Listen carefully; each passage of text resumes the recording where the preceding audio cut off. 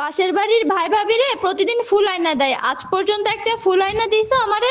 আরে ভাই তো ফুলের ব্যবসা করে, যে ফুল বিক্রি হয় না সেই ফুল ভাবির জন্য নিয়ে আসে। আমারে তোমার কিছু দিতে ইচ্ছা করে না সেইটা বলো, অজুহাত দেখাও কেন? ঠিক আছে, আমিও যা বিক্রি করি তাই নিয়ে আসবো। জানো তো আমি কাপড়ের কাপড় বিক্রি করি। আচ্ছা, পাশের বাড়ির আবুল চাচা বিয়ে করলো না কেন? চিরকুমার রয়ে গেল, সেকা টাকা খাইছে নাকি? কি জানি, খাইতেও পারে, আগেরকার প্রেম তো অমর থাকে, তাই নিয়েই বেঁচে আছে। বেচারার জন্য খুব মায়া হয়, বুড়ো বয়সে কুত্তার মতো জীবন যাপন করতেছে। বিয়ে করে আমরাই বা কার বাল ফলাইছি, বিয়ের পর থেকে তো কুত্তার মতোই জীবন যাপন করতেছি।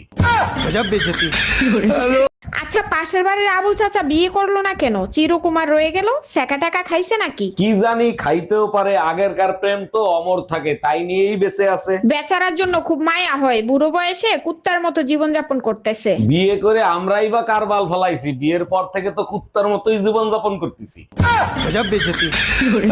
সব সময় শ্বশুর বাড়ির বদনাম করো কেন? তোমার শ্বশুর বাড়ির প্রশংসা করতে ইচ্ছা করে না? প্রশংসা করতে কার না ভালো লাগে, আমারও মন চায় শ্বশুর বাড়ির প্রশংসা করি। বলো কি, তাই নাকি? তা প্রশংসা করো না কেন? তোমাকে কে বারণ করছে? কেউ বারণ করে নাই, যখনই প্রশংসা করতে যাই তখন তোমার সুপার কথা মনে পড়ে, মন চায় গালি দিই। ও ভাবি, এখন কত করে দিচ্ছেন? অরুণ ভাই, শুধুমাত্র আপনার জন্য মাত্র 500 টাকায়। বলেন কি, এত সস্তা? আর ম্যাক্সি কত করে দিচ্ছেন? অরুণ ভাই, সব জায়গায় ইচ্ছামি করেন না, যেদিন বাতে পারবেন ঘোড়া দিয়ে কাটতে দেবে।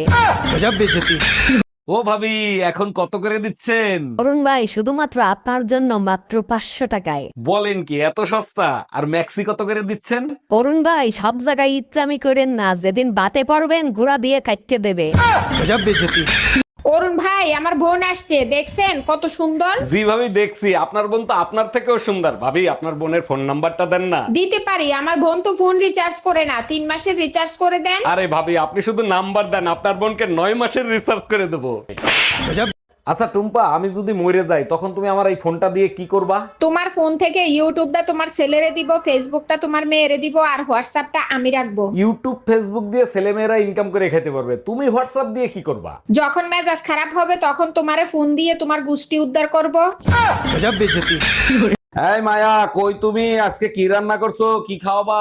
কফি আলু রান্না করছি, তুমি বসো, আমি খাবার নিয়ে আসতেছি। কালকেও তো আলু আর কফি রান্না করলা, আজকে আবার কফি আর আলু রান্না করছো, এর ভিতর পার্থক্য কি? পার্থক্য ছিল, কালকে আলু বেশি ছিল, কফি কম ছিল, আজকে কফি বেশি আলু কম।